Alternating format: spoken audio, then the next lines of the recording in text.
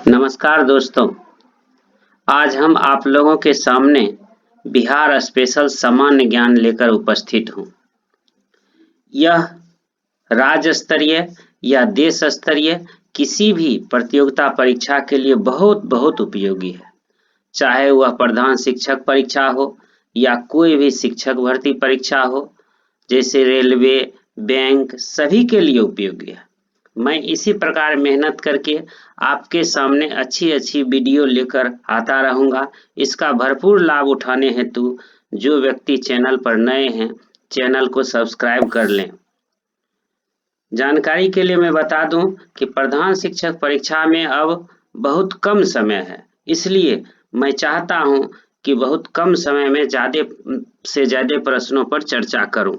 चूंकि आप सभी बहुत व्यस्त रहते हैं, आपके सामने समय का भी अभाव रहता है। तो आइए अब हम बिहार स्पेशल सामान्य ज्ञान पर आते हैं। पहला है गौतम बुद्ध के बचपन का नाम सिद्धार्थ, ये सिद्धार्थ। उसके बाद दूसरा है गौतम बुद्ध के पुत्र का नाम राहुल, ये तीसरा देखिए बुद्ध की मृत्यु 80 वर्ष की उम्र में हो गई, ये 80 वर्ष। उसके बाद बौद्ध साहित्य को त्रिपिटक कहा जाता है, त्रिपिटक कहा जाता है। बुद्ध का अंतिम वाक्य अप देवो भव। बौद्ध धर्म के नियमों का उल्लेख विनय पिटक में है।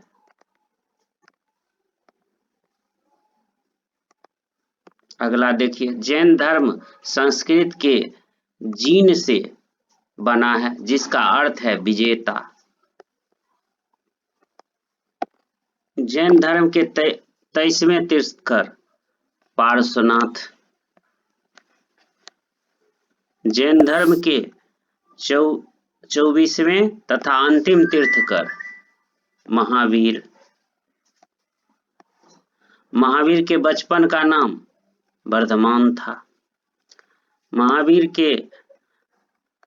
का विवाह यशोदा से हुआ था, अर्थात उनकी पत्नी का नाम यशोदा था। जैन धर्म में जैन साहित्य को आगम ग्रंथ कहा जाता है। कल्पसूत्र की रचना भद्रबाहु ने की थी, मतलब कल्पसूत्र के रचयिता भद्रबाहु है। जैन धर्म में शामिल 13 व्यापारियों की कहानी अवसादगाहो में है।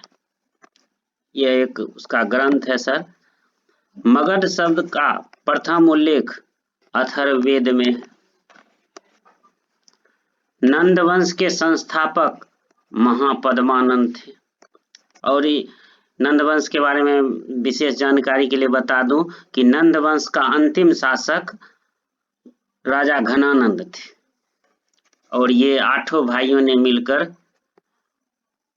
नंद वंश को चलाया था। और ये इतने आतताई राजा थे, इनके कर्मों के कारण इनके नंद वंश का नाश हुआ। मौर्य साम्राज्य का संस्थापक चंद्रगुप्त मौर्य था। एक उसी में पुस्तक है सर राजतरंगिणी। राजतरंगिणी के लेखक कल्हन है। ये सब वेरी इंपॉर्टेंट प्रश्न है सर, इस पर ध्यान दीजिएगा। इसमें जितने भी प्रश्नों को मैंने शामिल किया है वह बहुत ही महत्वपूर्ण है, परीक्षा के लिए उपयोगी है, इस पर निश्चित ध्यान देंगे। साथियों, मैं आपसे एक बात कहता हूँ, आपके पास यदि समय नहीं है तो आप मोबाइल को चला करके बगल में रख लें और सुनते रहें। 2 बार 3 बार सुने, निश्चित रूप से इसका लाभ आपको मिलेगा। 19वां प्रश्न है सर, ब्राह्मी लिपि बाएं से दाएं और खरोष्ठी लिपि दाएं से बाएं लिखी जाती है। खरोष्ठी लिपि दाएं से बाएं लिखी जाती है, लेकिन सम्राट अशोक के एरगुरी शिलालेख में, सम्राट अशोक का जो एरगुरी शिलालेख है वह ब्राह्मी लिपि में लिखा हुआ है, लेकिन वह उस लिपि में लिखे होने के बावजूद भी दाएं से बाएं लिखा हुआ है। मौर्य साम्राज्य की सबसे छोटी इकाई, मौर्य प्रशासन के सबसे छोटी इकाई थी ग्राम। कौटिल्य के अर्थशास्त्र में उच्चतर स्तर के अधिकारियों को तीर्थ कहा जाता था, तीर्थ।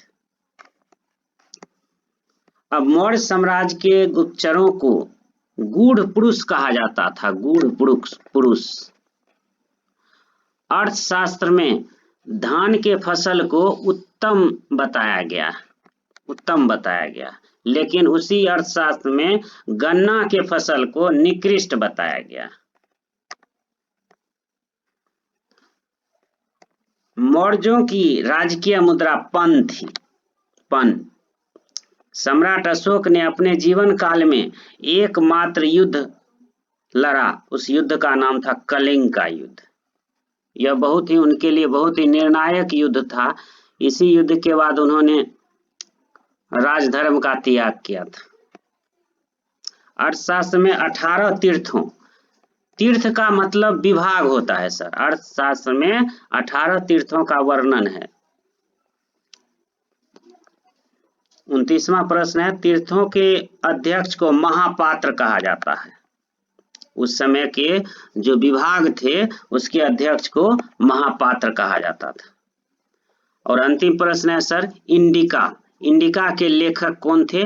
तो मेगास्थनीज था। साथियों, इस प्रकार हमने बहुत ही मेहनत करके बहुत कम समय में आप लोगों के सामने इस वीडियो को रखा है। अब बहुत ही अच्छी वीडियो आप लोगों के समक्ष लेकर के आऊंगा। अगर वीडियो अच्छा लगे तो लाइक कर देंगे और कम से कम एक ग्रुप में जरूर शेयर कर देंगे। बहुत बहुत धन्यवाद।